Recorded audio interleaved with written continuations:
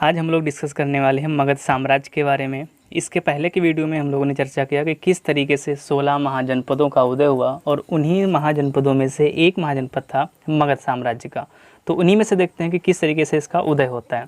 सबसे पहले इसमें आता है इसका उत्थान क्या हुआ। अब साइड में आप इस फिगर देख पा रहे होंगे, तो ये जो ब्लू वाला पार्ट है ये आपका मगध का है, यानी कि वर्तमान की बात करें अगर आपने अशोक का कलिंग का युद्ध पढ़ा हो तो, क्योंकि अशोक के शासनकाल में ये पूरा का पूरा पार्ट उसके साम्राज्य का हिस्सा था, लेकिन ये जो इतना हिस्सा है जो डार्क नीला वाला, ये कलिंग के नाम से जाना जाता था और वही कलिंग उसके पहले के समय में मगध के नाम से जाना जाता था। तो यहाँ से लोकेशन आपको क्लियर हो गई होगी और किस तरीके से ये आर्थिक रूप से या व्यापारिक रूप से आपके लिए उस तत्कालीन समय में कितना महत्वपूर्ण था, क्योंकि यहीं से विदेशी व्यापार होते होंगे।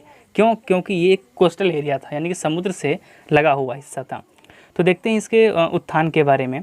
जो महाजनपद काल में यह बहुत ही छोटा राज्य था, जैसा कि मैंने डिस्कस किया था पहले कि जो इस साम्राज्य के राजा थे वो बहुत ही प्रतापी थे और उन्होंने ही अपने प्रताप से आसपास के जितने भी क्षेत्र थे उनको जीत लिया और उनको जीत करके अपने साम्राज्य में मिला लिया, जिससे मगध साम्राज्य एक शक्तिशाली साम्राज्य के रूप में उभर के सामने आया और इसका एरिया भी, यानी कि इसका क्षेत्रफल भी बढ़ गया वहाँ पे। और यहाँ के जो तत्कालीन राजा थे बहुत ही अत्यंत महत्वाकांक्षी और साम्राज्यवादी थे, जिस कारण पड़ोसी राज्यों पर आक्रमण कर अपने साम्राज्य में मिला लिया, जैसा कि हम इसको पहले भी डिस्कस कर चुके हैं। और इस साम्राज्य के उत्थान में जो प्रमुख वंशों का योगदान रहा है वो यहाँ से एक सीरीज से लिखे हुए हैं क्रमवार। पहला था बृहद्रथ वंश, दूसरा था हर्यक वंश, तीसरा शिशुनाग वंश और चौथा नंद वंश। नंद वंश से बहुत सारे क्वेश्चन आते हैं, लेकिन थोड़ा थोड़ा जो ओवरव्यू है वो हम चारों के बारे में जानेंगे। सबसे पहला आता है बृहद्रथ वंश। देखिए, जो बृहद्रथ वंश था ये सबसे प्राचीन वंश, यानी कि मगध के सबसे प्राचीन वंश का संस्थापक जो था वो बृहद्रथ था, ठीक है, जिसकी राजधानी गिरिब्रज या राजगृह थी। कई बार क्वेश्चन आया हुआ है कि जो बृहद्रथ वंश था उसने मगध साम्राज्य की राजधानी क्या बनाई थी, तो आपको बताना है गिरिब्रज। अगर गिरिब्रज नहीं है तो आपको बताना है राजगृह।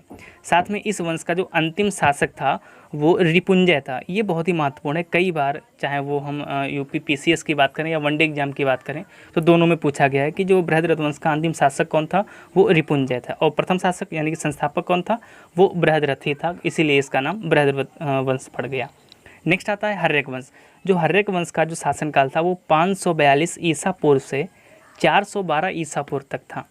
अब यहाँ पे सबसे पहला शासक आता है बिंबिसार। देखो, बिंबिसार और बिंदुसार दोनों अलग अलग हैं। जो बिंदुसार आता है वो मौर्य साम्राज्य में आता है, यानी कि अगर हम बात करें चंद्रगुप्त मौर्य का जो लड़का होता उसका नाम बिंदुसार था। उसकी स्टोरी अलग है, उसको हम अलग से डिस्कस करेंगे, बहुत ही इंटरेस्टिंग उसके बारे में है, तो उसको हम अलग से पढ़ेंगे। तो यहाँ पे कन्फ्यूज मत होना बिंबिसार और बिंदुसार में। जो बिंबिसार था वो हर्यक वंश से संबंध रखता था, जो बिंदुसार था वो मौर्य वंश से संबंध रखता था, ठीक है। तो जो बिंबिसार था उसका जो शासनकाल था 558 ईसा पूर्व से 491 ईसा पूर्व तक था। और वास्तविक एवं प्रथम शक्तिशाली शासक हर्यक वंश का कौन था? बिंबिसार था। और इसने जो अपनी राजधानी थी वो गिरिब्रज या राजगृह, यानी कि जो पहले थी वो सेम टू सेम यहाँ पे राजधानी रही। और इसके शासनकाल में जीवक नाम का एक राजवैद्य रहता था, यानी कि जो वहाँ का दरबारी एक वैद्य था, डॉक्टर था, या फैमिली डॉक्टर बोल सकते हो आज के ज़माने में, तो जीवक नाम था उसका। यहाँ से क्वेश्चन आया होगा कि जो जीवक राजवैद्य था वो किसके शासनकाल में था या किसके दरबार में रहता था, तो आपको बताना है हर्यक वंश यानी कि बिंबिसार के दरबार में, जिन्होंने अवंती नरेश को ठीक किया था। यानी कि जो अवंती के शासक थे उनको ये जो है जीवक जो राजवैद्य थे इन्होंने उनको ठीक किया था, ठीक है। नेक्स्ट आता है जो बिंबिसार थे वो जो महात्मा बुद्ध थे, जो आपके बौद्ध धर्म के संस्थापक, उनके समकालीन थे। और उन्हीं के शासनकाल में, यानी कि बिंबिसार के शासनकाल में जो आपकी बौद्ध संगीति हुई थी वो हुई थी। और इसी से प्रभावित होकर के बिंबिसार ने महात्मा बुद्ध को बेलवन नामक एक उद्यान था, यानी कि एक तरीके से बोल सकते हो पार्क टाइप से, वो इसको दान में दे दिया था, महात्मा बुद्ध को दान में दे दिया था। तो यहाँ से भी क्वेश्चन आता है कि जो बेलवन था महात्मा बुद्ध को दान के रूप में किस शासक ने दिया था? बिंबिसार ने दिया था, ठीक है। नेक्स्ट आता है अजात शत्रु। देखो, अजात शत्रु इसका जो एक नाम का भी अर्थ है, इसको बोला जाता है कुड़क, यानी कि पिता की पितृ हत्या बोल सकते हो इसको, यानी कि अपने जो पिता है उसको मार करके गद्दी को हासिल करना, ठीक है।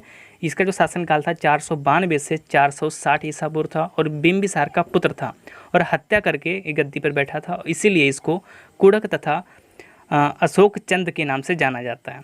ठीक है, और प्रथम जो बौद्ध संगीत है इसी के शासनकाल में हुई और इसकी हत्या इसके पुत्र उदयन ने की थी। अब देखिए बिंबिसार की हत्या किसने दी? उसके पुत्र अजातशत्रु ने कर दी। और अजातशत्रु की हत्या किसने की? अजातशत्रु की हत्या इसके पुत्र उदयन ने की। और उदयन ने ही जो पाटलिपुत्र है वर्तमान का पटना, उसी को बसाया था और बाद में उसको राजधानी भी बना लिया। तो उदयन के बारे में थोड़ा सा पढ़ते हैं। जो उदयन है इसने पाटलिपुत्र की अपनी राजधानी बनाई और इसी के द्वारा इसको स्थापित किया था, जैसे मैंने आपको बताया अभी। और उन्हीं का पुत्र नागदशक हर्यक वंश का अंतिम शासक था। अब देखिए हर्यक वंश का जो प्रथम शासक कौन था? बिंबिसार था। और अंतिम शासक कौन था? वो था आपका नागदशक। नागदशक किसका पुत्र था? उदयन का पुत्र था। तो ये जो आपका क्रोनोलॉजी है इसको आप थोड़ा सा ध्यान में रख सकते हो, लिख के भी याद कर सकते हो, कोई टफ नहीं है, आराम से याद हो जाएगा। नेक्स्ट आता है शिशुनाग वंश। अब शिशुनाग वंश की अगर बात करें हम, तो इसकी राजधानी पाटलिपुत्र से बदल करके वैशाली कर दी गई।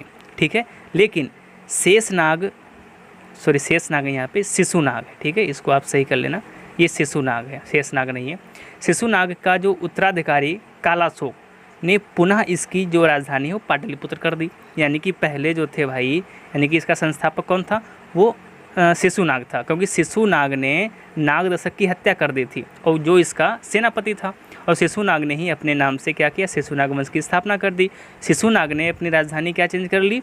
पाटलिपुत्र से वैशाली। और लेकिन जो शिशुनाग का जो उत्तराधिकारी था, यानी कि जो आपका शिशुनाग का पुत्र था कालाशोक ने फिर से बदल कर क्या कर दिया? वो पाटलिपुत्र या पटना कर दिया। ठीक है, तो ये आप यहाँ पे जो जंबल वंबल है इसको याद रखना आप। जो कालाशोक के शासनकाल में दूसरी बौद्ध संगीति हुई थी। देखो 4 बौद्ध संगीतियाँ हुई थी, हम आपको पढ़ा चुके हैं, तो जाइए बौद्ध धर्म का जो वीडियो देखोगे आप उसका, तो आराम से वहाँ पे मिल जाएगा। ठीक है, और इस वंश का जो अंतिम शासक था वो नंदीवर्धन था। नेक्स्ट बात करें अगर नंद वंश की, जो सबसे महत्वपूर्ण आपका वंश आता है मौर्य साम्राज्य से रिलेटेड। तो नंद वंश आप देख पा रहे हो, जो साइड में आपका फिगर लगा हुआ है, जो ब्लू वाला पार्ट है वो पूरा का पूरा नंद वंश के अंतर्गत आता था। ठीक है, बाद में जब अशोक आए मौर्य साम्राज्य में, तो पूरा पार्ट ये बढ़ करके अफगानिस्तान और पाकिस्तान, ये साथ में बांग्लादेश, श्रीलंका तक जो है ये पार्ट चला गया था। तो देखते हैं भाई नंद वंश के बारे में। वंश के जो संस्थापक थे वो महापद्मनंद थे और पुराणों में इसे सर्वक्षत्रन तक कहा जाता है। इसका मतलब होता है क्षत्रियों का नाश करने वाला। ठीक है, इस साथ में इसको भार्गव भी बोला जाता है। तो अब नाम याद रखना, कई बार पूछ लेता है कि भाई कि जो महापद्मनंद था इसको पुराणों में क्या कहा गया, तो यहाँ से आप जो है इसको बता सकते हो। इसने स्वयं को परशुराम घोषित किया। इसने बोला कि भाई हम परशुराम के जो है अवतारी हैं, यानी कि परशुराम हुए उसके, उन्होंने परशुराम के रूप में हमने जन्म लिया है। तो ऐसा इसका मानना था, ये अपने आप को घोषित कर लिया। और साथ में ऐसा करने के साथ में इसने एकारत की उपाधि घोषित की। अब देखो एकारत का मतलब क्या होता है, यानी कि हमारे अलावा इस साम्राज्य में कोई भी राजा नहीं है, यानी कि एक ही छत्र छाया के अंदर पूरी की पूरी जनता जो है वो रहेगी यहाँ पे। ठीक है, नंद वंश का जो अंतिम शासक है वो घनानंद था। ठीक है, घनानंद। और इसी के शासनकाल में सिकंदर ने भारत पर आक्रमण किया था। बहुत ही महत्वपूर्ण क्वेश्चन है ये, और एसएससी का तो फेवरेट ही है। यहाँ से क्वेश्चन इस तरीके से आया है कि किसके शासनकाल में सिकंदर ने भारत पर आक्रमण किया, तो आपको बताना है घनानंद उस समय शासक था। और लगभग, क्योंकि एग्जैक्ट डेट इसके आक्रमण की नहीं पता, किसी भी बुक में नहीं मिलेगी, अलग अलग बुक मिलेगी, लेकिन कई सारे जो इतिहासकार हैं वो जो डेट बताते हैं 326 ईसा पूर्व बताते हैं। ठीक है, और इसके 3 साल के बाद में 323 ईसा पूर्व में मौर्य साम्राज्य की स्थापना हो जाती है। ठीक है, नेक्स्ट आता है घनानंद की जो हत्या है वो चंद्रगुप्त मौर्य ने अपने गुरु चाणक्य की सहायता से करके मौर्य साम्राज्य की स्थापना कर दी। अब देखिए यहाँ तक तो बात आपको ये एक तरीके से ओवरव्यू हो गया। अब आगे जब हम जो आपका इस तरीके से मौर्य साम्राज्य पढ़ेंगे, मौर्य साम्राज्य में सबसे पहले हम पढ़ेंगे किस तरीके से आपके जो कौटिल्य हैं, या हम चाणक्य कहें या हम विष्णुगुप्त कहें, तीनों एक ही व्यक्ति के नाम हैं, किस तरीके से उनका उदय होता है, वो क्या थे, कहाँ से क्या हो गए, उनके अंदर प्रतिशोध की जो भावना है वो क्यों आई, इन सभी बातों पे चर्चा करेंगे। साथ में किस तरीके से मौर्य वंश की स्थापना हुई उसके बारे में भी देखेंगे। तो वीडियो कैसा लगा कमेंट सेक्शन में ज़रूर बताएं।